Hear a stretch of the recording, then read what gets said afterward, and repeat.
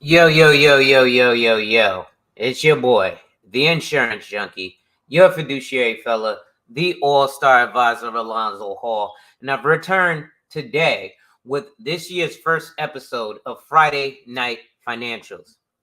So I have a really prestigious guest that I'm planning on bringing up for you guys. And I hope that you guys don't miss out on this.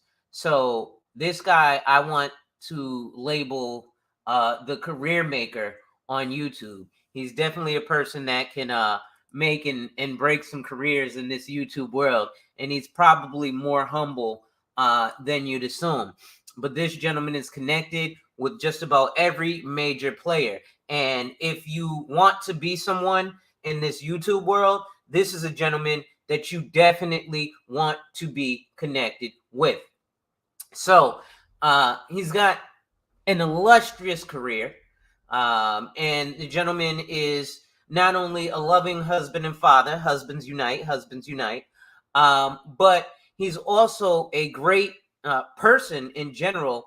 And he is a business consultant and coach. Okay, so he helps people to not only learn how to develop their businesses, how to manage people, because he's had the experience in managing people. But he also, like I said, consults and trains people's staffs. So today we have none other than Mr. K from K Business Podcast. And without further ado, ladies and gentlemen, I want to bring up my guest. Mr. K, how are you? I am doing well. Can you hear me? 1 second, I couldn't hear you there. Okay. Hold on. Okay, you got it. I hear you now. All right. What's up, man? How you feeling? I love that introduction. That was incredible. I almost pulled out my wallet and sent you $100 cash app. Hey, oh yeah, yo, I hit the cash app. And the good thing is, when I started doing the interviews, hold on real quick. Hey guys, keep it down. Hold on, I'm sorry.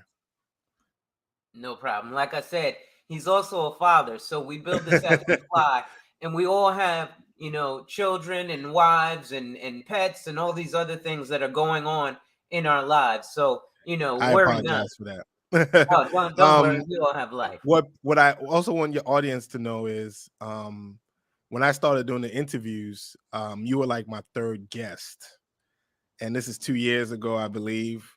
So you were one of my second or third guests. So you have you've been there, from day one.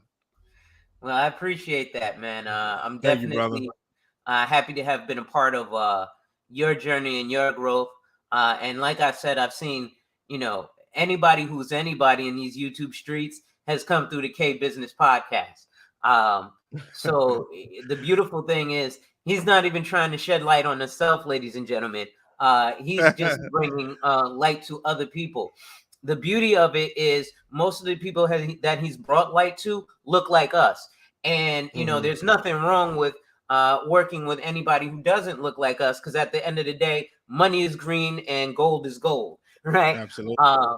And that's what's important. However, the beauty is everyone has their own communities, and there's nothing wrong with being prideful or proud of your own community. So in the interim, I know you have things going on, so I don't want to hold you up too long.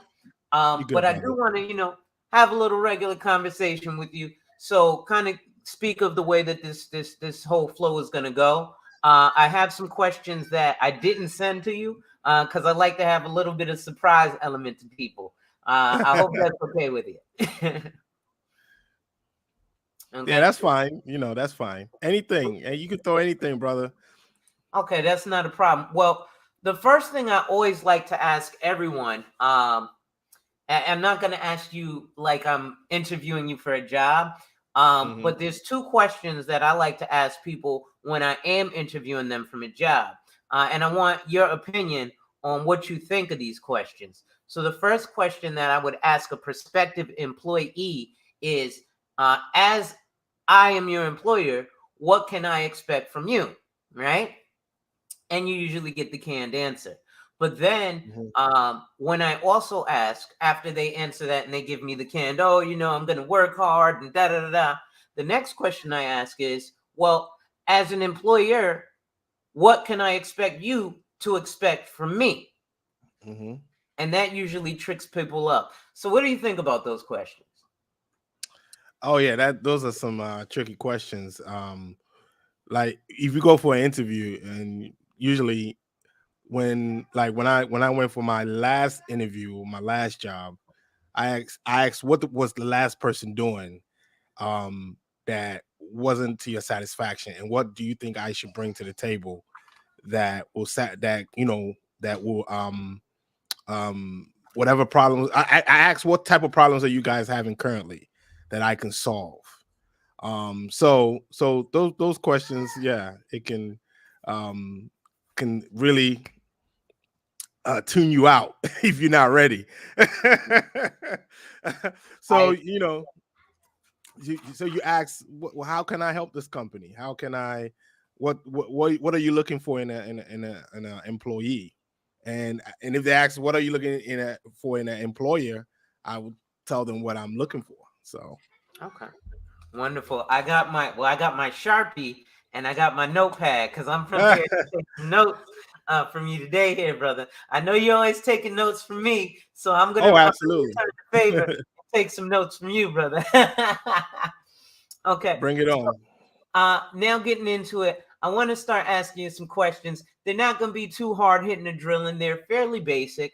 But with Friday Night Financials, I might even ask a couple of financial questions. And those are the ones that I didn't send because I like people to not be prepared all the way. Because I like you to get that I like that first deer in the headlights reaction that people get. Oh no, don't get me like that. I'm not on your level, Alonzo. You're the only one I know I can throw financial and tax questions to, and you be able to pick it up. I'm not like that, man. That's all right. I'm not gonna ask you for tax advice today. I listen, and I'm not an accountant. You want tax advice? Go see JT. Of course. So let's get it started. So Sure. my first question is really simple. And that would be, what is your why, or what reason did you start your business? Oh man, there's a lot of reasons why I started my business. I was, I got a degree in like human services, so it wasn't like in STEM or anything. And I just noticed that nothing was moving for me. You know what I mean? It was just I have to wait every year to get a raise. I have to work a part-time job. I have to do Uber, drive for Uber, and then I think my wife, we were expecting our first kid. She wasn't working. And like between 2014 to like 2016, I was just like, okay, newly married, what do I do with myself? So then I came across Dr. Boyce Watkins, right? Hold on. Mhm. I came across Dr. Boyce Watkins one time because I was watching him on YouTube, and he was like, if you start your LLC, it's yours. You don't have to go out there and no, he said, if you fill out 50 job applications, it might take time before you get those jobs. But if you fill out an LLC, right, the business is yours. And I'm like, damn, that makes sense. So I started to put ideas together. I started to think. And I was like, you know what? Maybe I should start a training, right? No, actually, what happened was I went for a part-time job, right?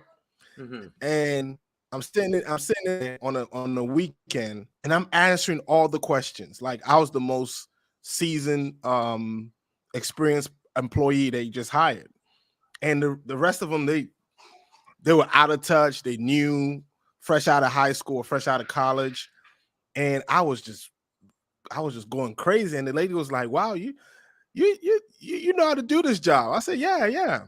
So on my lunch break, I went up to her and I was like, "Can I ask you a question?" She's like, "Sure." I'm like, "So, do you have a master's degree to do this type of training?" She said, "No." I said, "Do you have a bachelor's degree?" She said, "No." I said, "So what do you have?" She said, "I just have a high school diploma." I said, "That's it? And you the director of training?" I said, "Oh no." I said, "Yeah, I need to do something with my life."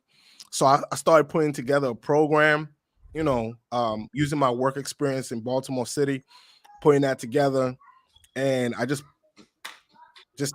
registered the business. I start watching a lot of business content on YouTube. Start Mhm. following a lot of content creators, just watching, just learning. Then in 2017, I just registered the business and the business started. Okay. Now, before I go to the next question, you Sure. actually brought up a good question there.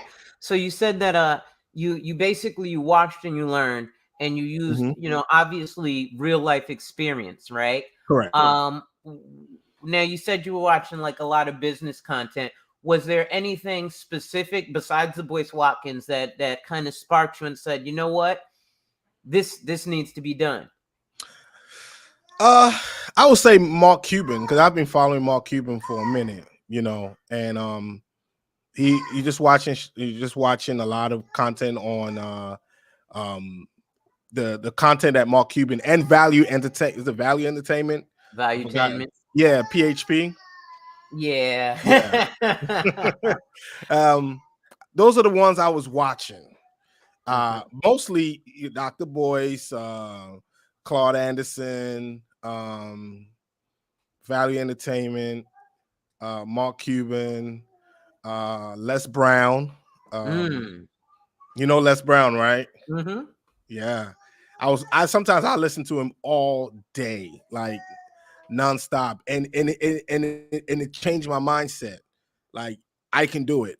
There's certain things Mhm. I can do. You know what I'm saying? And that's how I was like, yeah, I'm gonna start a business, man. I'm gonna start a business, and that's what motivated me. Just watching these people, and watching the information they were providing, I was like, yeah, I got to do something with myself because I don't have a STEM degree. I'm not going to make 100K in this field that I'm currently in. So how do I make more money? How do I become better? You know what I'm Mhm. saying? So I just had to make a change. Wow. Okay, that's very interesting. One second. Hmm. Ladies and gentlemen, if you are enjoying the content, make sure you hit that like, drop a comment, subscribe, and hit that notification bell so you're made aware every time I release new content. And as always, share, share, share. Lastly, to support channel growth, you see the stuff scrolling across the screen. So the next question, you kind of answered, which is who or what inspired you to do your business, right? Um, so you definitely kind of delved into that a little bit. But is Yeah. there anybody on like a personal level that you met directly that kind of made you do such? I won't say anybody on a personal level. I would say the supervisors that you work with. Mhm. When you work for somebody, they they will show you, especially if, let's say, you're a good person, you go above and beyond for your supervisors and management. Then Mhm. later on, when it's time for them to return the favor, they want to write you up, they want to, suspend you and all that stuff. And I'm like, how long can how long can somebody go through this, you know what I'm saying, without having your own?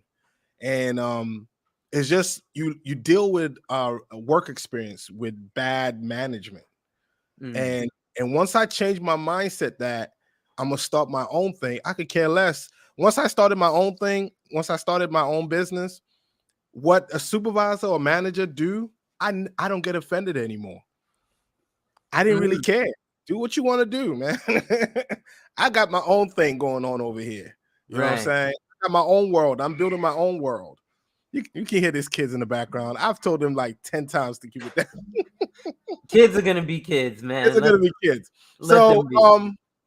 So I do apologize for that. It's been a long day. Looks like you got a new subscriber. Oh, thank you, Brian. Thank you, Brian. They cut me and Brian's interview off today too. Oh, you guys had an interview. It says Oh bad gosh, management. their mom is busy, so their mom is unable to help. Um, so yeah, so it's more like your life experience, your job experience that you go through that will kind of drive you to go start your own, Mhm. or at least try to start your own. Okay. Because sometimes people do get frustrated at these jobs because you go above and beyond for your supervisors or your team, and you don't get the same in return. People will throw you under the bus. So, and you get upset. You start getting back, and I'm gonna call the union, or I'm gonna go to management, I'm gonna go to HR. Once I started my business, I didn't care. I just looked for another job. Wow. Uh-huh. That's a beautiful thing. That's definitely a beautiful thing. So this is a big one, especially for a lot of people who are entrepreneurs or Yeah, entrepreneur minded, right? So correct. the question would be, who has been your biggest supporter? And I want to ask that in two separate ways. So I want to ask, who has been your biggest supporter outside of giving you business, and Mhm. then who has been your biggest supporter in terms of maybe promoting your business, or even becoming a client. One of my biggest supporters is my wife. Husbands Um, unite. is my wife. She has been the backbone for the business growth. Mm, Um, and the way, like, sometimes she comes in, I do all the negotiations, but she when I sit down with her and we talk over it, she's like, okay, do it this way. I think you should try it this way. So mm, she's been one of my biggest supporters, when because you need somebody that will support you. Because before COVID, I used to travel. Like, mm, I could go to California, New York, traveling all over the place, and she will have to take off from work to stay home with the kids. Because mm, I'll travel on a Thursday and she would have to take off to stay home with the kids because nobody will be home with the kids. So she has made a sacrifice so I can go out there and handle my business and complete my trainings or consulting or whatever I need to do. So my wife has been one of my biggest supporters as well. And my mom too. My mom as well. She's also a business owner. So I mean, yeah, she has a business. So I kind of learn it from her. Like, she's very aggressive when it comes to business. So I learned it from her. And what was the other question again, bro? outside of on a personal level, but like maybe Okay. on the business level. Business level. Okay. Yeah. There's this lady in New York, Brooklyn. She has a Mhm. nonprofit. She's the only one that she has invited me to come back 4 times. Wow. Yeah, she hasn't called me back this year. But when I first started, and I had to go to New York to do the training, Mhm. I love going to New York. New York is wonderful, and they pay. They're not cheap. Yeah. So so she's the only one. She has a nonprofit for fathers. Oh. So she trained people. She have her employees be trained on how to work with fathers and their children. Uh, Mhm. so she invites me out every year, like to come do a annual training for the company. So Mhm. she's been very good. I need to reach out to her actually. So but she's good. Yeah, she's been one of my biggest supporters. That's a beautiful thing. I can tell you on a level, on a personal level, it's always good to have those big supporters. And, Absolutely. having a wife who is there to support you is Mm-hmm. definitely one of the most important things, I think, especially as a husband, that really kind of helps drive you. I think it may even help to push you forward because now you know that there are people who are depending on you. And then even further, Mm-hmm. I'm not yet a parent, but even as a parent, it probably pushes you even harder, just because you're like, okay, I've got these kids to feed and I've Mm-hmm. got this wife and I want to provide a certain lifestyle. I can tell you, when I first met my wife, she's from New York, Brooklyn, and I was like, "Oh, I'm going to Bed-Stuy." And then when I went there, I was like, "This isn't Bed-Stuy. This looks like where the Cosbys live." Um, but I realized that her mother and father provided a certain lifestyle, that in order for me to step in, I was gonna have to step up. Mm-hmm. So that's and but at the same time, she's 1000% supportive of me and Mm-hmm. willing to make those sacrifices because she sees I'm willing to step up. Correct. So I think that's a huge thing. And another thing I was gonna say, um, sorry to cut you off. No, no, My no. wife came from New York, right? Ah, I believe I told you this. She moved from New York mm-hmm, and she's looking for good jobs, just looking. After she had the baby, just looking, and they just kept on sending emails back. Oh, sorry, not selected. Sorry, not selected. And I think the reason for that was Maryland was like, I guess the companies in Maryland were like, you have lived in New York, you moved all the way to Maryland. They were like, nah, we want somebody that knows Maryland very well. So I'm like, you know what? My company, just fix your resume. You work for me anyway. You help me with this and that. Put it on the resume. She applied for a job, government job. They reached out, sent an email for reference, and she got the job. So my company helped her get a much better job, and I've used my company to help people that who have worked with me for maybe 10 hours, 15 hours, maybe every week or every 2 weeks, and mm-hmm. they just wanted, a reference, and I use my company to help them, and Wow. that's how people can elevate themselves, is a stepping stone.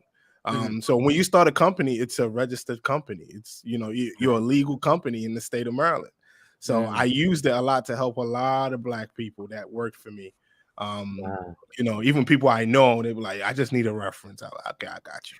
I got Wow. you. you That's know, big. That's big. That's so amazing. I'm telling you, because some people, they have it hard to look for a job, Mm-hmm. and they just need an opportunity. Mm-hmm. So I just gave it to them. Wow. Mm-hmm. That's a blessing, and that's why you're Yeah, flourishing. Like I said, ladies and gentlemen, that's why, especially not even just in these YouTube streets, but in these streets, if you want to be somebody, you should come through this man right here. That's why I'm glad he's the first of many, but the first, and hopefully we'll be having many more Financial Fridays with this gentleman right here. absolutely. So, what is one of the biggest challenges that you faced in your business? One of the biggest challenges is doing the slow months. Mhm.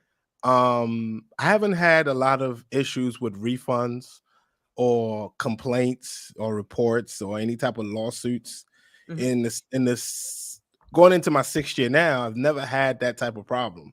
where somebody, I'm gonna sue you. Never had that. The only problem, the only challenges I have, which a lot of entrepreneurs do, is slow months when it's just completely dead. You Mm, know, my season, my business usually picks up around March mm-hmm, and usually stops by before the holidays. So mm. from March to November, you know, I'm making money. So hold on, I'm sorry. Give me No a sec. problem. See, that's the tasks that brothers have to end up dealing with, just because being a father and a family man. Sometimes this definitely happens. So I can definitely tell you as an entrepreneur myself that there is that huge difficulty with slow months, right? Especially in my field as an entrepreneur, and all business owners work on 100% commission. Sorry about Oh, we got a that. munchkin with us. All right. All right. All So right, go you, ahead. well, you were finishing up. So you were saying you have from March to November your busy Yes. season. Yeah, from March to like November is it's my busy season, especially during the summer, like June, July. June and From July, June, yeah. yeah, June, July, August is my busy season. So so that's when it picks up.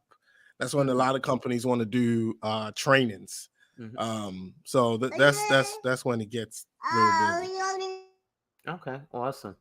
Worry not, Kay. This is we build it as we fly. Definitely let the little man up, man. He's gonna be a future guest on the show, Let me right? see if I can take him upstairs to to my mother-in-law. I'll be right Oh, back. I no apologize, problem. Alonzo. That not a problem. I'll hold it down while you're going. Listen. So, like I said, ladies and gentlemen, this is how we build it as we fly, right?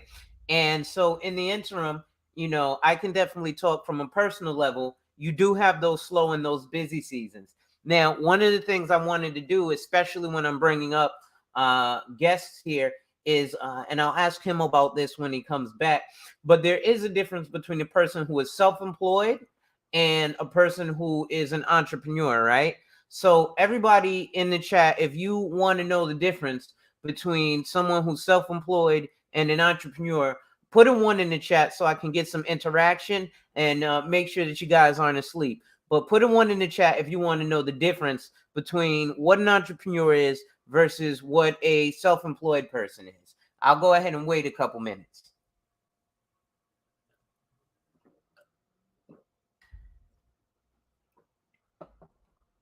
Again, ladies and gentlemen, make sure to put that one actually while I'm at it. If you're enjoying the content, make sure you hit that like, drop My a bad. comment, subscribe, and hit that notification bell so you're made aware every time I release new content. So I see here I got a couple of ones in the chat. Mm-hmm. And people are asking for, I guess, for both of us to answer the question, and this will be an impromptu question. But I was asking if they wanted to know the difference between, someone who's self-employed versus an entrepreneur.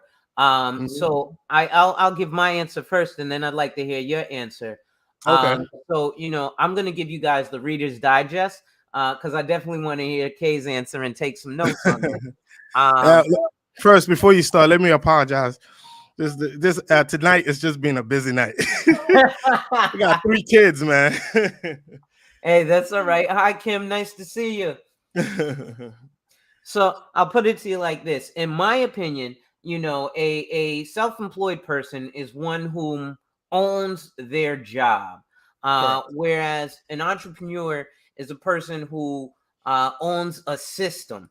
So that Mhm. that system, even if it's a one-man shop, it's still a Correct. system Hmm. that's replicable, right? Hmm. Hey, Callie Pooh Bear, this is actually a young lady who's on my team, and she's going to be on one of the next Financial Fridays. She doesn't Okay. know it yet, but I'm putting her on the spot.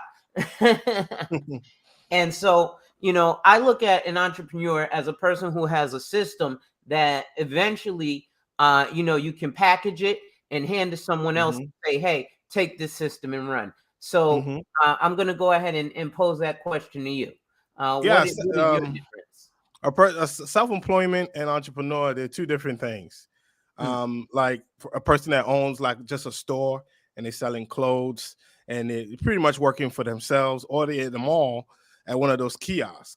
Mm, Entrepreneur, they do multiple things. You mm, know, they got this service here, they do that service there, they got this type of, they just all over the place. It's not, they have one system, like you said, it's one system. They can do anything, you know. mm, One thing about entrepreneurs, some they know how to make money without a job, if that makes sense. mhm, You know, there's some people that have never had a job in years. They just know how to grind, how to hustle, how to do all these types of side gigs. There's some people out there like that. mhm, Um, they don't need a job. They don't need to clock in. They're serial entrepreneur. They have books. They have courses online. Every month they gain some type of income. From different types of uh, businesses they've set up. I have a friend. He wrote a book. He has book sales. He has courses online. He has um, little side gigs that he do on some of these apps. So yeah. So those are the two different. Those are the two differences. Awesome, awesome. I definitely appreciate that. I have to make an exception here. There's another gentleman here who Mhm. I have a prior relationship with, Mr. McNeilius Woodies, from the Encore Property Group. Haven't seen you in a while, but big salute to you, man. I haven't seen you in a while. Hope all is well. Thank you for coming by. Mhm. And we have a question here. He wants to he's asking about the business plan to That's get you fine. through those slow months that you were speaking about those difficulties. Do you have any kind of a backup plan or a safety net that you might use for those tough months? Tough months. What I do, I like you said, like the business plans. It's time for you to start. Remember, we had a show last week. Mm-hmm. We were talking about different things you can do. So during my slow months, I am like today. I was updating my website, my Mm-hmm. business plan. I added a new service last year, Mm, so that was also added to my business plan. I always encourage people update your business plan at the beginning of the year, middle of the year, mm, and twice a year at least do that. um because you might, like, for me, I'm always looking at different government contracts. mm-hmm. So I don't want to start writing, because sometimes when they issue the contract, right, when they issue a bid, they might give you 3 days to bid on it. Mm-hmm. So I don't have time to be fixing my business plan, because most of the information on my business plan goes on my proposal. Your Right. executive summary, your services, how you're going to market, all that kind of stuff. Some of that stuff goes on the proposal. So I always make sure that my business plan is updated every beginning of the year. I Okay. already have a new one. 2023 business plan is done already. Mm. Now, you just actually, I know I have the initial list of questions, but that's why I like to do this, because organically more questions come. Sure. So for a new business owner, right? Correct. This is one of the things, some spaces we've gone to on YouTube. I talk about the importance of family planning. Mhm. But in not just that, but in business planning, generally when you create a business plan, you have to forecast out 5 years into the future, Correct. right? So can you speak to that really quick in terms of maybe what would you tell a new business owner when in the beginning of the year, maybe they have no clue, or maybe they started already and they've done a Mhm. year or a year or so, just by the skin of their teeth, and now they want Mhm. to set up that business plan. You think that's still a good idea? Yeah, if you're new, I always encourage everybody, once you start, get that business plan. Your business plan is your roadmap, Mm, right? And what you do with your business plan, what you do with your new business, uh, look out for, check out other competitors, see what mm, others are doing. Like if you're selling shirts, right, and you notice somebody else is selling the same type of shirt, know how much they're selling that shirt for. So that's how you be able to forecast um your whole, things on your business plan for the next 3 years. I don't Mhm. use 5, but most people use 5. I use 3. Okay. Yeah, so because then you look at what you're going to be spending, how much, Mhm. what expenses am I going to incur with this new business? Mhm. You need materials. Do you need pens, cell phone, internet? Those are the things that a new entrepreneur needs to know when you're writing that business plan. Because you see it all the time online where people are just like, yeah, get that LLC started. That's cool. That's LLC cool. Twitter. That's nice. Get that business credit. Well, business credit and business loans equals to interest as well. They don't say that. And you got to pay it back. You got to pay it back. How is your business going to make money? And what type of tools are you going to use to help you make money? Do you need to buy, you need to sign up for a software that will help you keep all your business vendors and stuff like that? What are you going to spend the money on? Where are you going to get the money from? How much have you saved for the money for your business? So those are the things that go on the business plan. So I always encourage new entrepreneurs or new business owners, whatever it is, a home-based business, get those business plans written. Learn how to write them. Have them written, because 2 years from now, you can want to get a business loan. By then, you already filed taxes. You already have a record. So your business plan, your taxes, you can submit it to a loan officer, right? Yeah. Am I lying, Alonzo? That's how they No, do it, right? you're not lying at all. But now that you mentioned taxes, uh, Exactly. last night I was literally I had to, because some things changed in my business over the past couple of years, so I had to switch accounts. So I'm sitting here going through all my accounts looking for what I spent on this. And one thing, everybody, if you do have a business, 2 things: separate your personal and your business accounts. Absolutely.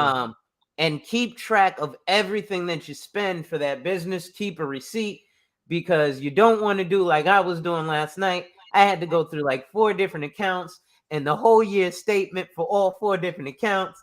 And my accountant was looking at me like, you're about to get billable hours for this, right? Because I got to sit here for an extra 35 minutes. I'm going to charge you for that. And accountants aren't cheap. Let me just tell Oh, you they're that. not. Oh, no. I have a CPA and he's not cheap. And when I coach folks about business, if somebody comes to me and say, "Oh, I want to start a business," first thing I ask them, do you have money set aside to register the business, to get a bank account? And some will say, "Oh, no, I didn't know I can get a bank account, a business account, or register a business." I say, "Yes, you should. Separate the two." Because you want to look for other opportunities. You might get other opportunities, like especially in government contracts. They will ask you for your business name so they can check to see if you're a legit business in the state. You can't even do business with the government if your business is not legit. And I always encourage everybody, don't get the LLC because you want to get business credit and 100K business credit. No, get the business because you have a great idea and you want to make money, and do it the right way. Do it the right way. Fly straight, Exactly. So now this is a very good question. This is part of the reason that I asked the interview question to begin with. So this question is, what separates your business from others in the industry? Great question. In my industry, I'm in the human service industry, and we have clinical and non-clinical. And clinical is nurses, licensed social workers, right? My trainings are non-clinical. You can train to the average employee. Nonprofits that don't really have enough money, enough funding to hire clinical staff, right? They just have a person or an employee with a bachelor's degree, maybe an associate's degree or a high school diploma. So my training is geared towards them. So a lot of organizations can benefit from my trainings. Now, if you want to go to the clinical side, you're going to be paying almost $3,000 per employee, maybe a little bit less, but they're quite expensive. Mhm. And they don't really gear towards the community-based services that I do. Like Mhm. me working in Baltimore City, I had a hands-on approach working with families, working with mothers and children and fathers, and going to the court system. Mhm. So I show these employees how to provide services to families, family that is homeless, family that need food stamps, family that need social security benefits, family that need housing, they need their utilities bill paid. Maybe the child needs to go to college or something. All types, drug counseling, mental health. That's where I come in. Mhm. So I teach them how to document very well, how to communicate effectively with customers. Because somebody is poor, because somebody's in poverty, because somebody is on drugs, don't mean you should talk to them any type of way because you're in a higher position. You know what I'm saying? They're coming to you for help. They're coming to Mhm. you for assistance. And you are being paid to provide services to these people. So that's what my training entails. Mhm. It covers those things on how to interact well with the community, people in the community, and how to provide appropriate services for them. Because let me tell you this, even though you're not being paid a lot, when you help a lot of people in your community who are going through one or two things, it's a blessing that comes back to you, Mhm. even though you get paid for it. But the fact of the matter is, you made sure that that person received the services. Their food stamps application went through. The TCA, temporary cash assistance, went through.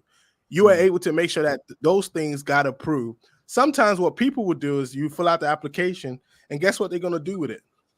They're just going to Trample it put up it, and throw it away. sit it there, and next, you know. Mm. so so that's the Wow. difference. Okay, that's definitely a trendsetter. So really quick, let me give a salute to brother Andre Bishwa with the aliens in the Alien, building from Savings Minus Debt. Um, aliens, right? alien. Also, ladies and gentlemen, if you're enjoying the content, make sure you hit that like, drop a comment, subscribe, and hit that notification bell so you're made aware every time I release new content. And as always, share, share, share. And share. And if you're so inclined, the Cash App is there and you can donate to support the channel.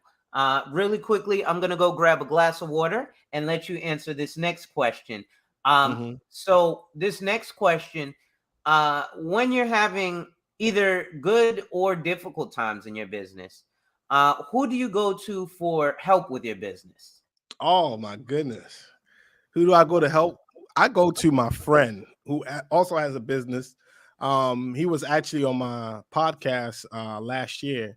If I know I have some kind of a difficult issue or situation, and I know the answer for it, but I still need like a second opinion. I go to my wife first, then I go to him second, and he gives me feedback like, oh, like remember I've talked to you several times about several businesses, several disputes I've had, and I go to him and I ask him and I'll say, what do you think? And he was like, oh, no, you make sure you do this, okay. And he comes to me as well. And he has a bigger business than I do. I was actually one of the ones that encouraged him to start a business. I actually pushed him to start a business, and now Mm. he's making so much money. And we communicate with each other on various things. We talk about customer complaints. How do you handle it? How do you address it? Like yesterday when or 2 days ago when C Boogie was on my podcast, we were talking about business etiquette, Mm. professionalism, and we talk about that all the time because when a customer comes to his building, they don't have a good experience. They go back home, they write a review. They're quick to write long pages, paragraphs about the experience at the business or at the center. And I always tell them how to address it. You know, send them an email if you can, tell them to reach out, give them a free ticket. like free, give it to them, and that's all you can do, and tell them to remove the review. So we talk to each other about different challenges that we might be having, or I might have an opportunity, and I can call him and say, I have this opportunity. How much do you think I should charge? They want me to bring it down a little bit, but should I stand my ground? And he will give me his own opinion. So, and I think everybody needs that. I think everybody needs maybe 1 or 2, 3 friends that they can call to ask questions whenever they're having issues or challenges with their business. And because you have a business don't mean you know it all. Like right now, it's not like I know it all. I just have a YouTube channel. I'm just doing my thing. You know what I'm saying? Like I would still come to you and ask you a lot of financial questions. If I'm like I called you the other day when I was asking 1 or 2, 3 questions because I don't know it all. That's the thing. You get a lot of people on the internet that want to act like they're the Godfather. You are not. Not everybody knows everything. So we have to all depend on each other. You can't just say, "Oh, I'm the most smarter one. I'm smarter than him." No, it doesn't work that way. Because I can learn stuff from Sheed. I can learn stuff from Wally. I can learn stuff from you. So, I'm very open to putting what I'm going through in my business and throwing it to another person, and let me see what their opinion is and what type of advice they can give to me. And Rael agrees with you, and definitely in terms of counsel, I lean on a multitude of people, and sometimes for different things, right? I'll speak to some people. Hey, I had a difficulty with this. Actually, since I have you, I'll put you on the spot. So one of the things that I found, not everybody that's in the chat here was at the event that I held, which I'll be holding another one next month. But I felt that I may have been a little bit too robotic with you guys, and I felt like I was putting people to sleep. So, I don't think so. Fair enough. So next time I'm going to be a little more interactive with you guys, just because I felt like I was like Ben Stein. But so you definitely get those situations where you can run stuff by people, and I'm actually very excited now because there's a brother by the name of Mr. Woody's who is where I got my real estate experience from. So I'm definitely looking to have him come up and talk about real estate, because if you think I know something about real estate, you should see what this guy knows. How can we build a brotherhood when everybody knows everything? We wouldn't have a reason to work together. We use what we all know to make a greater whole. Exactly. And that's what I'm trying to build. That's what we should try to build here. Like on my, everybody comes to my channel, and I want us to build a network of intellectual brothers and sisters where we're just talking once a week, even if it's on YouTube or just on Zoom. We're just talking about business, finances, taxes, government contracts, whatever can evolve us to the next level, not what the black women are doing or what passport bros are doing or what all the stuff are doing. No, me and my friends, we don't talk about what our wives are, what the type of problems we're having at home with our wives. We don't talk about that. We talk about business. How can we get better? How can we make money this year as men? That's probably why we don't have to talk about problems with our wives, because we're talking about business. Yeah.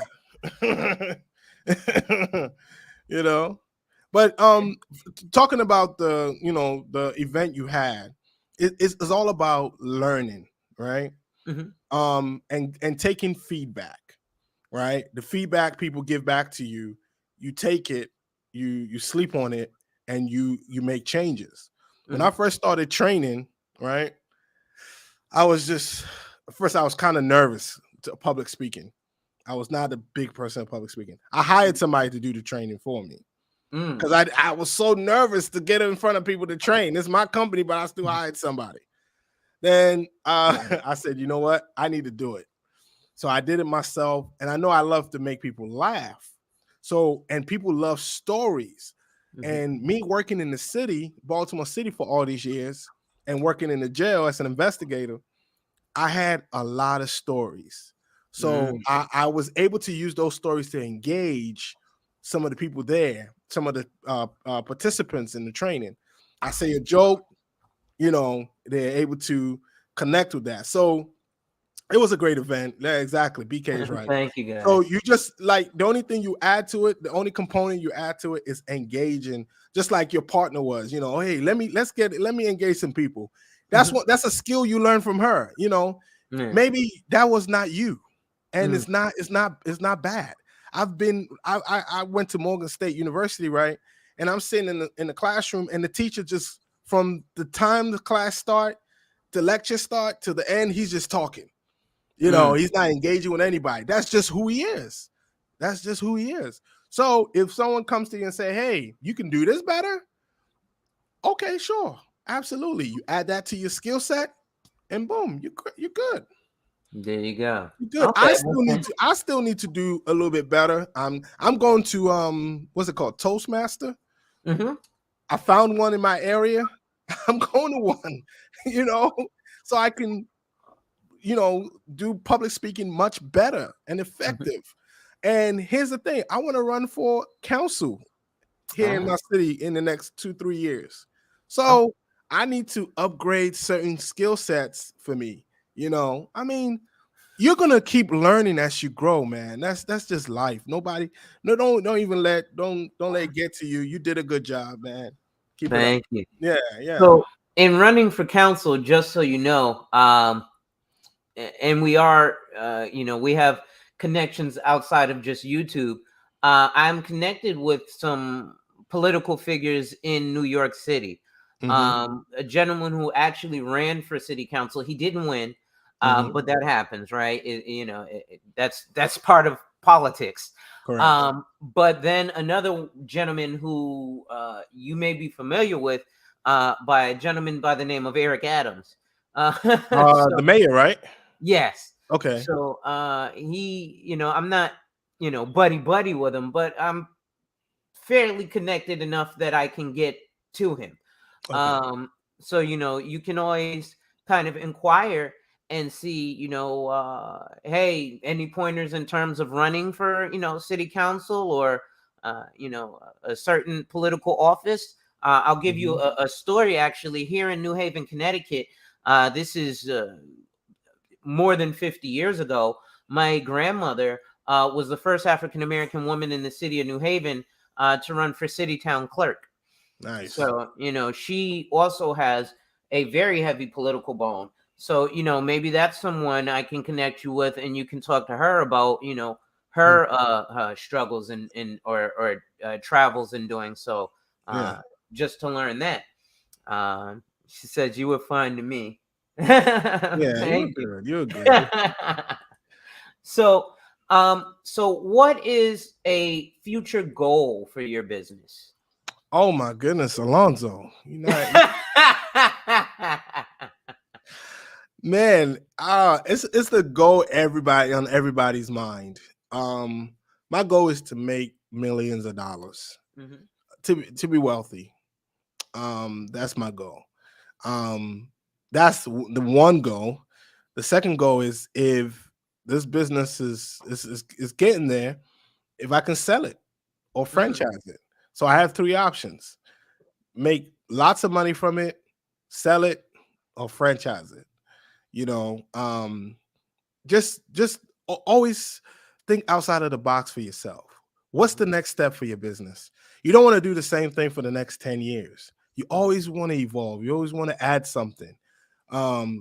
So hey, man, it's the options are out there. I'm going into my 6th year now. This is the time.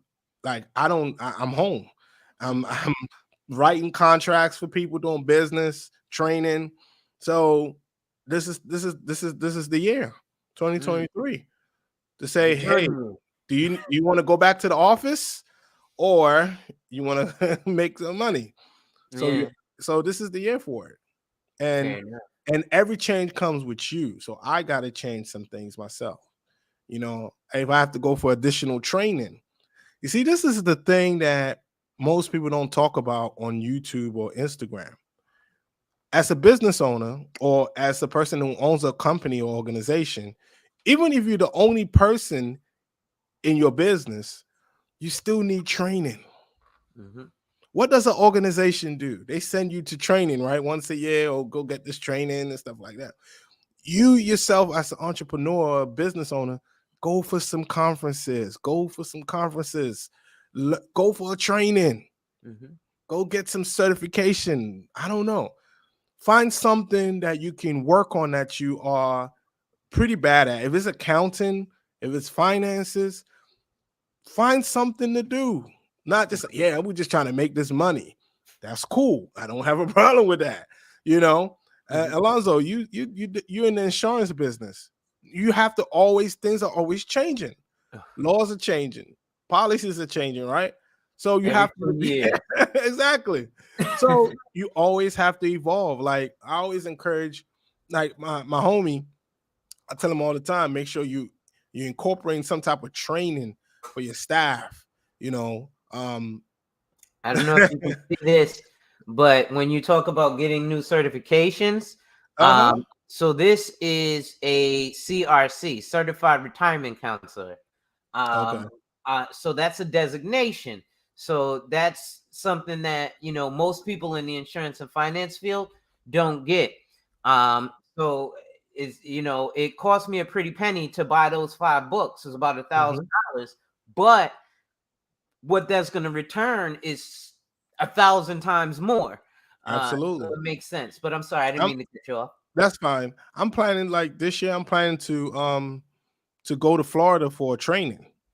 You know, just to explore and also learn what else I can take back to my business and fix.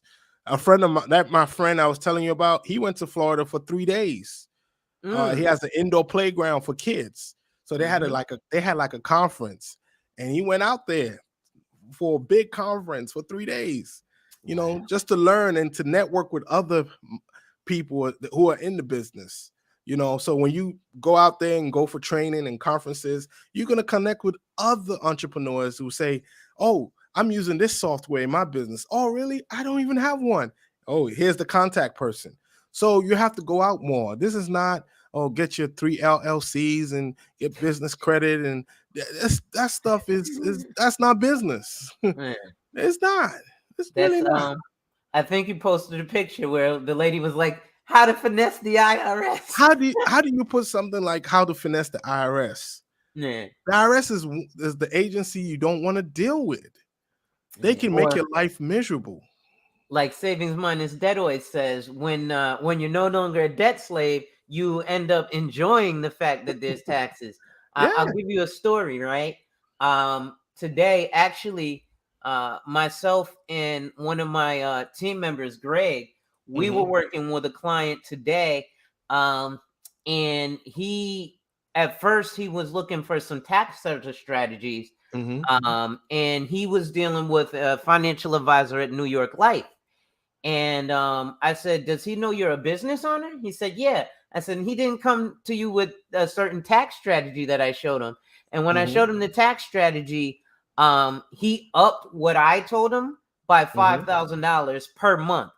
So it went from $6,000 to $11,000. Mm. Oh So I wow. was like, "That's a big jump."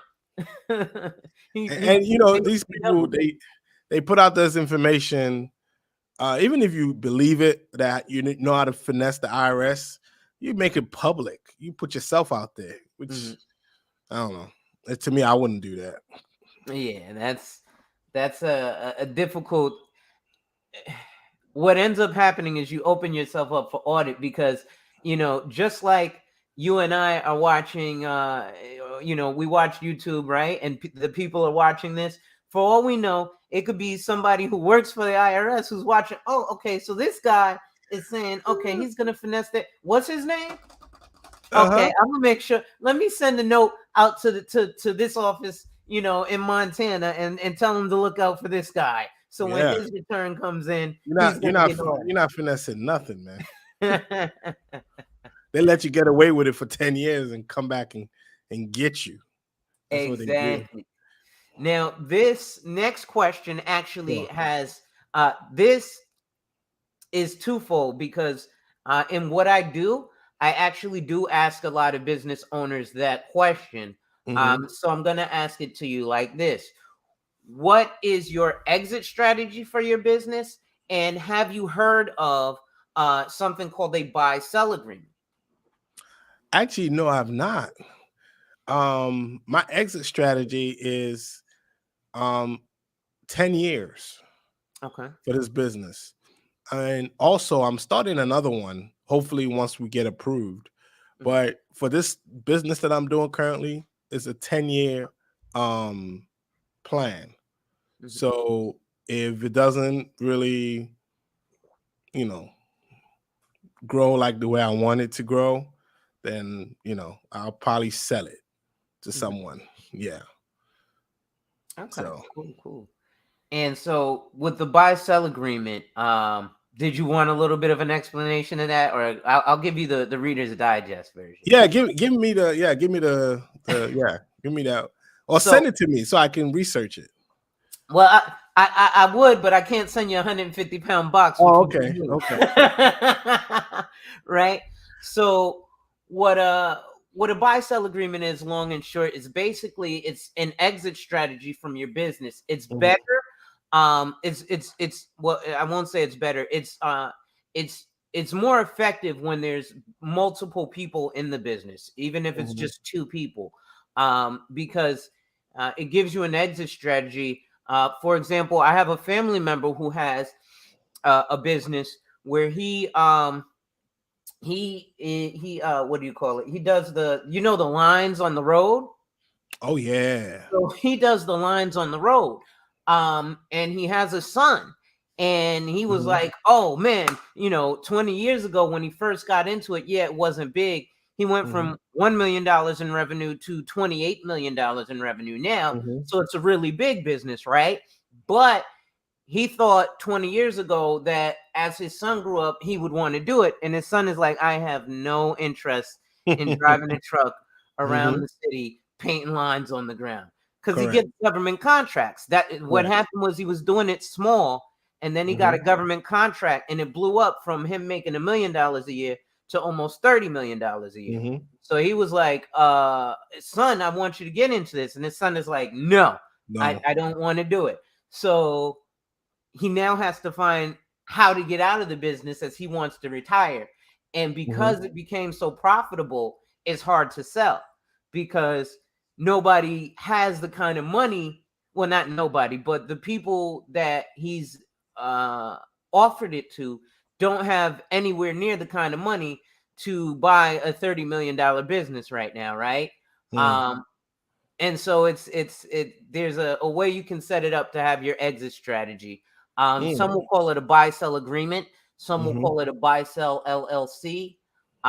You can usually set it up with an attorney and insurance. Okay. All Yeah. right. That'd be something I look into. Okay, so then my next question would be, how do you prepare for emergencies in the business? Whew, great questions. Like emergencies, the one thing I would consider an emergency is if I'm unable to make a training. Mm, That would be what I consider an emergency. Um, Before COVID, prior to COVID, I used to travel. mhm. So one of those emergencies is leaving the course materials back in the house, Ooh. or my bag is lost on the plane. Like they leave it in, but none of that has happened. Or the laptop, the computer is not working. Um, I had one emergency. Yes, I can remember this. It was my training started at 10, and so I was getting ready. I was ready to connect my laptop to the projector, right? So I can start training. And the what's it called? The US, not the is it USB cord Yeah, the USB that or the connects charger. that connected? Yeah, USB cord. Yeah, yeah, USB cord. Yeah. It was not missing, but it was faulty. And I was like, oh my goodness, I need this USB. That's the way I can connect. You know, when you have a system, like every training you do is a way you train, and you're so used to it because you're pointing, you're moving throughout the room, you're connecting with the people you're training. Mm-hmm. I was like, man, this is messed up. So I told the lady who owns the little center, I said, look, I'll be right back. I was in DC, so I put it in my phone, Walmart. So I had to drive to the nearest Walmart to go buy one. And that was pretty much the only emergency I had. You know, I mean, I could have still done the training, but I just like to do the training from my laptop, because it's something that's part of me, you know. Right. And yeah, Well, like you said, it's part of your system, right? So it's I part guess, of my system. right. And the thing is, I always have a clicker. I have a clicker, so when I'm training, I'm in the groove. So it's something I was used to, you know. So I just Mhm. click, click, click, click, click, and I needed that. So boy, I ran out that church because I was using the church classroom. Ran out Mhm. that church, got in my car, went to Walmart, and I got it. I got to the building by 9:50, and there was nobody in there yet because people Oh, were late. So I was like, oh, that's great. man. So Wow, that's mhm. amazing. So that's actually good. That's a great thing to see. So Yeah, I mean, all types of emergencies will happen. You know, it can be technical, mhm. um, mostly technical. So Right, like you said with the computer and everything. Let me shrink this down. I can't see my own face there. Oh, looks like we got a little bit of, okay, there we go. I see some questions. He says, equipment check before road check. Lesson learned. And absolutely, actually, absolutely. Like I you after know what this, I was oh, doing? uh-huh. I'm sorry to cut you off. I also had No, no, another no. emergency, right? I was flying to Boston, and Hmm. this is going to be so embarrassing. But I'm gonna tell it. So I wore a suit, Hmm. and I guess when I was trying to run, my pants ripped, Oh right? no. It ripped so bad. And I'm like, I have this suit on. I'm supposed to train. So when I got to Boston, I asked the Uber driver to take me to the nearest Target. So I had to buy a new pair of pants, and I just had Mm, to train with just a button-up shirt. I took the suit off, and I just had the shirt and some jeans and my shoes, and that's how I mm, completed the training that day. So moving forward, when I'm going to another state to train, I don't wear a suit to board a plane. I just mm, wear my jeans. You uh-huh. know, I wear my jeans. So you have those types of emergencies. Mm, Just like you said, you know, make sure you check your equipment. So when I travel, I make sure I travel with two of the same things. I have a small laptop. I travel with another laptop. You know, just travel with two things that that I might need. But things happen. Things happen, and you know, you as an entrepreneur, as a businessman, you be able to overcome it. If you're able to think fast, do not panic. Never panic. mm. So I just typed in the chat. Google actually does something called a triple redundancy, Mhm, which I call a double redundancy. Now, usually people think of something being redundant as pointless, but mhm, in this situation, like you said, a double redundancy. So that's going to mean that you've got, well, God forbid that the pants rip. I got another pair. I don't have to mhm, go to Target now. So you've learned that lesson, right? And I think that that's an amazing thing. And the beauty of business is that it's ever evolving, right? mhm, So I can tell you, I had a situation where actually I'll tell you this. It was a slight emergency. So this was a couple of years ago. This was when COVID had just really started, mhm, and I had a young lady who was on my team, and she had been trying to get this client for a while. And mhm, so she finally put me on the phone with the client, and we got the appointment set. And I had the Zoom, right? mhm. Um, but I had the free version at the time. So Oh, okay. we're in the middle of the appointment, and at the worst possible time, I'm taking her payment information, and the Oh, Zoom cut off. At 40 minutes. Yes. So I'm like, oh no. And so Man, luckily, we had built such a rapport with the she woman. I was called you like, back. "Oh, I'm sorry," because what happened was, um, I had two Zooms. So I had one that was paid through my company, but Mm-hmm. I also had my own that was free. And I was so used to using my companies that I didn't really. I was like, "Well, since I'm using the companies, I don't need to have my own." But what Mm-hmm. ended up happening was it was a scheduling conflict, and Mm-hmm. somebody else was using the company Zoom at the same time that I needed it. And Mm-hmm. obviously it was the owner of the company. So he was like, yeah, you're gonna have to take a back seat. I'm using the Zoom. So I was like, okay. So ever since then, I've made sure to get my own Zoom going. And so let's see. Um, so the next question, we've only Sure. got a couple questions left. Um, what is your favorite part of having your business? Oh man, I'll be honest. My favorite part is networking, meeting new people, Mm, uh, new clients. My goal for this year is to get back doing trainings in person. okay. You know, when I the first time I started doing trainings, I was traveling.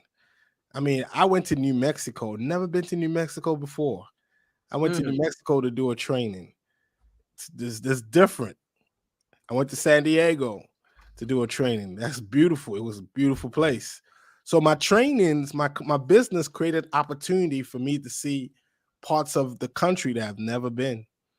You mm, know, and it's like it's not like the company is sending you to do something. This is you doing it for your own business. You yeah. know, I put myself in a nice hotel. Oh my goodness, I was I was living the life. You know, Nothing wrong with that, man. That's a beautiful nothing wrong thing, with right? that. You know what I'm saying? I went when I went to San Diego. I put myself in a nice hotel.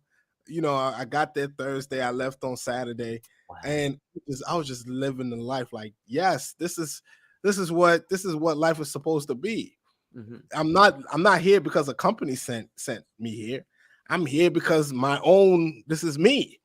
I Hmm. put myself in here. You know what I'm saying? So it Hmm. was the best thing. I felt so great, you know. Right. And I want to do that again. Actually, I'm planning to do that again. And I'm gonna start setting it up. I need to travel.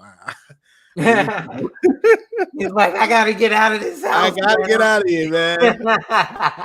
You know, and I used to travel to New York at least 4 times a year Mm, to do trainings in New York.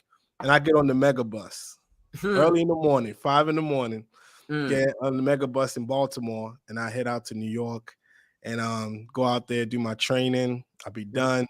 I walk around a little bit in New York because New York, you just gotta go sightseeing. And I'm back in Maryland by what 9, 10 o'clock. mhm. I'm tired. My wife's like, "You okay?" She get my food and you know, and it was work. Yeah. Then COVID came and everything. I was just doing everything on Zoom, Wow. which kind of the cost, my expenses went down. Yeah. My expenses went down. I wasn't paying a dime for anything. But Mm. yeah. Well, that's a good thing, right? That was one of the benefits for I think all of us in business. I know, for example, in my business, one of the worst things, we call it getting porched. You probably don't have to deal with this too much, especially because Mhm. people are paying for your service beforehand, Correct. right? But what we call getting porched, I remember, and this happens in insurance, financial services, and in real estate. Mhm. I had a situation. I had two. I'll be real quick with these. Um, One, I was in Brooklyn and I had to ride all the way to the Bronx. Now, to people who aren't New Yorkers, that doesn't sound like something terrible. Mhm. But it's imagine taking a 2-hour drive, right? And Mhm. then you show up at the person's house, right? And then you hear them inside and you knock on the door and you ring the doorbell and you call them. They don't answer. They don't they don't answer the doorbell and you see the TVs on, you're like, hey, I can see you in the house. Nobody's Mhm. home. That's what they tell you. So you got to ride all the way back. So we call that Oh, getting torched. And oh, I had a friend, a colleague that I did real estate with, and I was here physically in Connecticut, but I mhm, had somebody who was basically I was what's called a buyer's agent. mhm. So she was looking to buy a house, and I was like, "Well, look, I can't come let you in the house, but I have a colleague who will let you in the house." And Correct. so this property was in East New York, Mhm, which I don't know why it has a bad rep because East New York was supposed to be the Manhattan of Brooklyn. mhm, And the woman got out and she was like, "There's a Popeyes here. Oh, I don't want to see this house." But she waited until he got there to tell him that she didn't want to see it because she called me mm, when she was there and she was like, "Yeah, I'm here. I'm waiting at the Popeyes." And I was like, "Okay, he's on the train. He's on the way to you. You know, mhm. he actually left ahead of time, but you can't control the trains, right? You just can't control traffic, right?" And so she ended up when he got there, she goes, "No, I don't want to see it." And I was like, "Why would you wait for the man to show up to leave him?" And then this is the last question. And then I want to kind of open it up if we can. What advice would you give to someone else who's new looking to start the business? And part two of that question would be if you could look back to yourself before you started the business, or even like your 20-year-old self, what advice would you give? So we'll start with what advice would you give somebody who's trying to start a business today? The advice is, man, you go to my channel, everything, the whole advice is on there.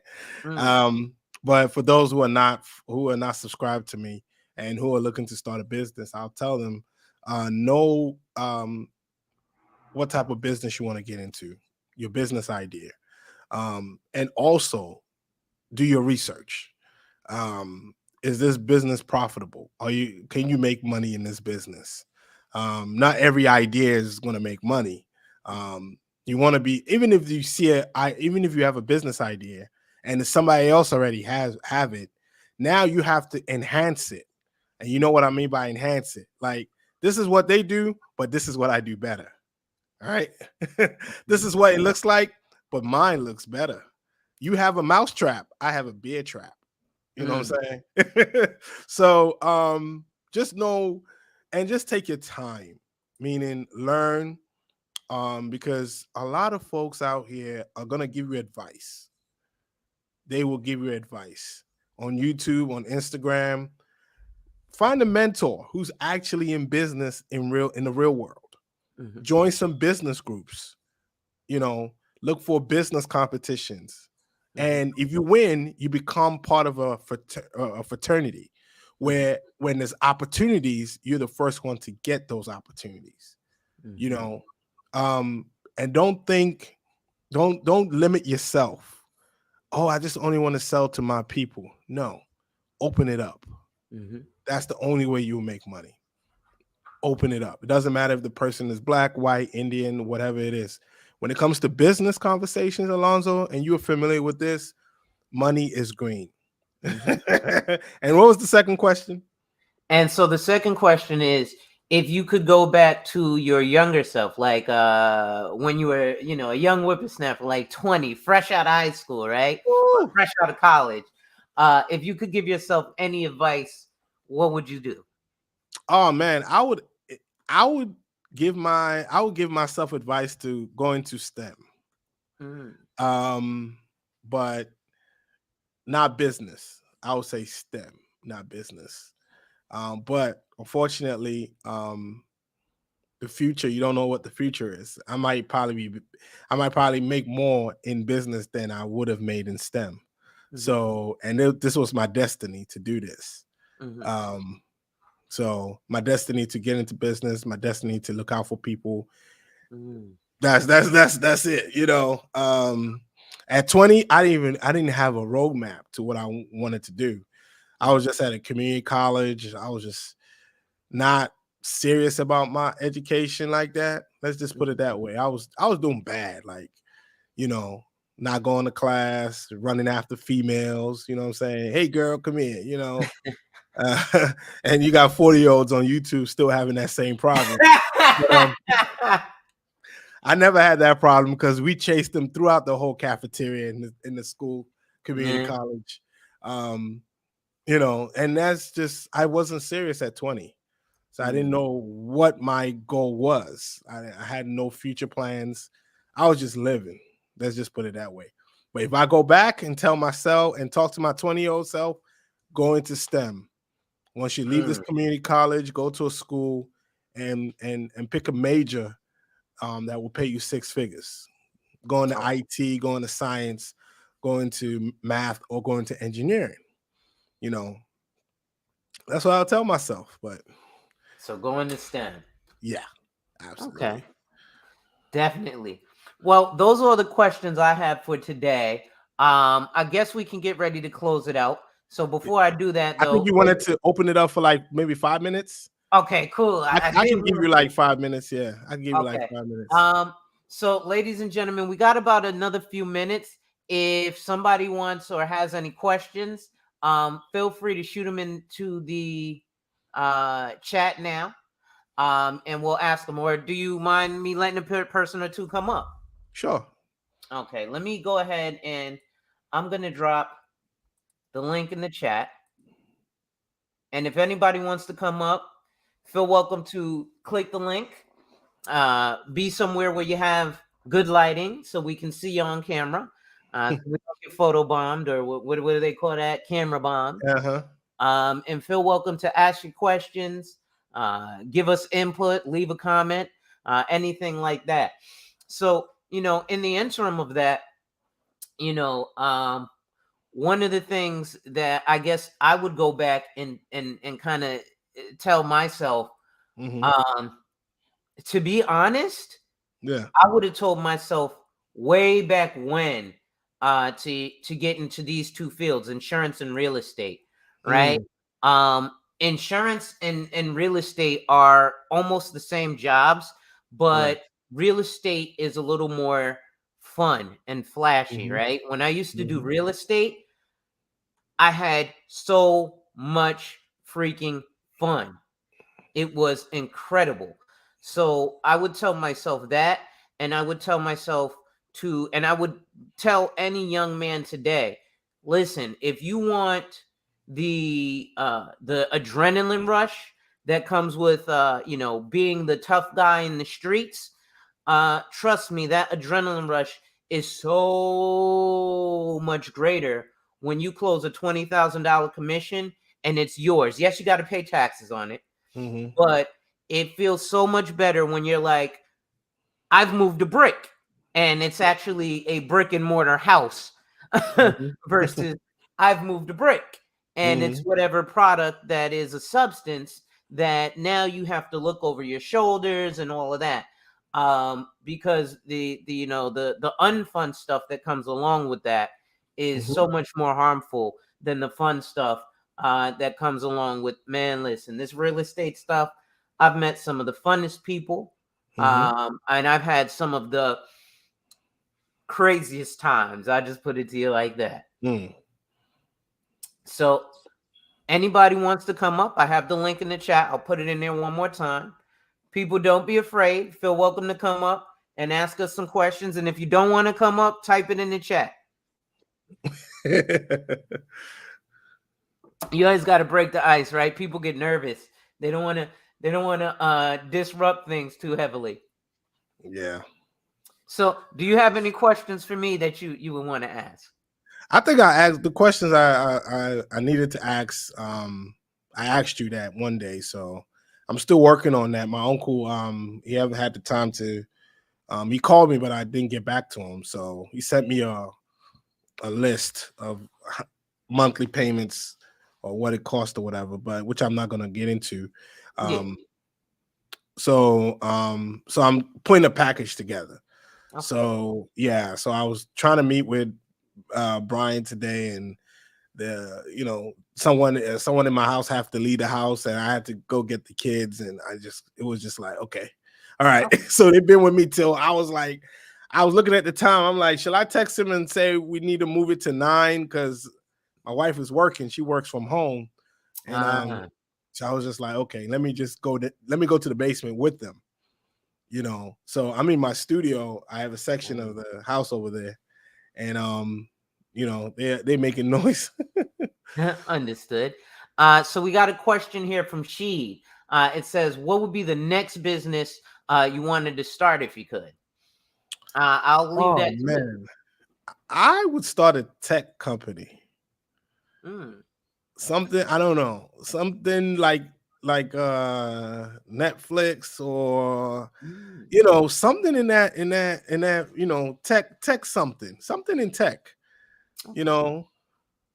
So I would start that. I'll tell you what. That's and this is this one show that I like a lot. I think it comes on. It used to. I don't know the channel now. It's Paramount, I think. But Okay. I would start a bar. There's a show called Bar Rescue.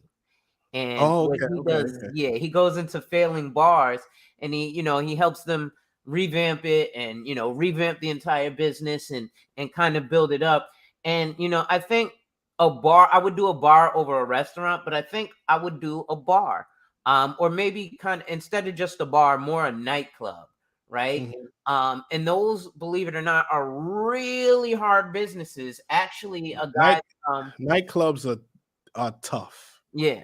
because you're gonna deal with a lot. You have to set your standards. Am I doing 25 and over, or I'm doing 30 Mm, and over? mm. Because you know, some people, they bring that nonsense to the clubs. Ain't no ratchets coming in. Exactly. No, people from around the corner are gonna come in. Exactly. So yeah, I think a bar, like a bar slash nightclub is good. You know, Yeah. then next to it you can have like a restaurant during the day. Mhm. You know, you can just, I mean, creativity is always going to be there. Like the one great thing that we are blessed with, humans are blessed with, is how to be creative. That somebody's coming up with the next best idea. It's Mm, like that Netflix versus Blockbuster all over again. yeah. Like, you know, you have to see the future. You have to see the future. You have to come up with the next best idea. You know, what can you do that can impact? What can you do that can disrupt what's going Mhm. on? Like, because a business disrupt the whole economy, that's not a bad thing. That's actually a good thing. That's what you're supposed to do. You're supposed to make noise. Mhm. You know, you're supposed to disrupt what's going on. And they're like, oh man, you and this crazy business idea, but that business idea is going to be worth billions of dollars. Look at You know, FTX. that's what we're supposed to be talking about. And those are the things that we're supposed to be discussing. Which one of us here is going to create the next big disruption? You know, who's going to create the I'm next mahogany. big who's going to create the next big disruption? Mhm. You know, then for us to be talking about what this person is doing, how that person is traveling, that's not going to help me. Mm-mm. Who's going to create the next biggest app right now that's going to put another company out of business? You Mhm. know what I'm saying? That's how I'm thinking. Like, I'm even thinking, like, should I create an app where people that have training companies can, you know, can connect with, people can find them. You know, you just think outside of the box, man. Like, Mhm. think of something great. Think of something that you can impact the world with. Let me give you a brief funny story, and then I'm gonna get ready to close it out.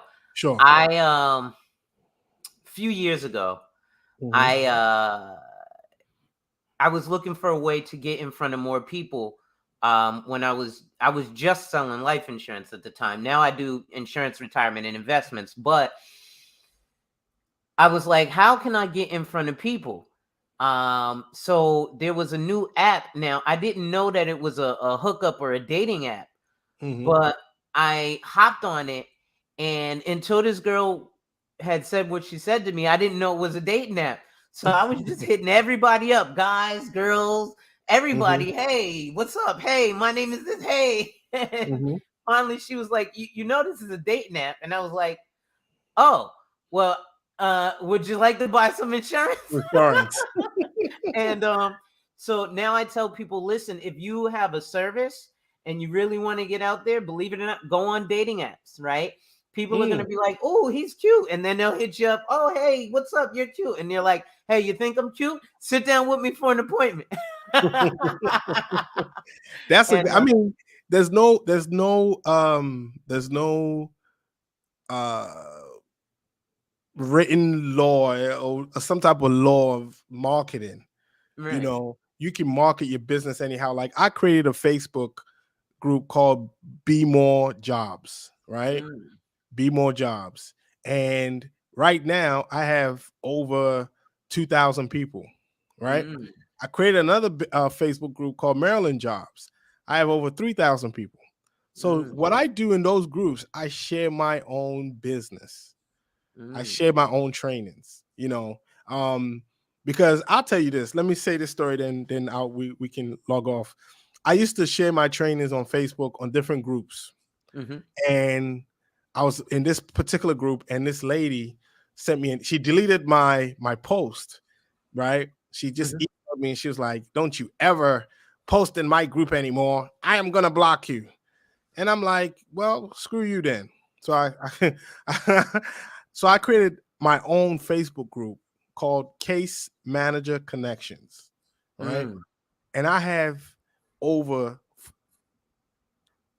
1,700 people from all over the world, right? Not just the one I created first, Baltimore and Maryland. I have from all over the world. So when I share my trainings, guess who I'm marketing to? the whole Everybody, the whole world. So sometimes marketing, all it takes is just finding a way to get your information to everybody. mhm, It doesn't matter how.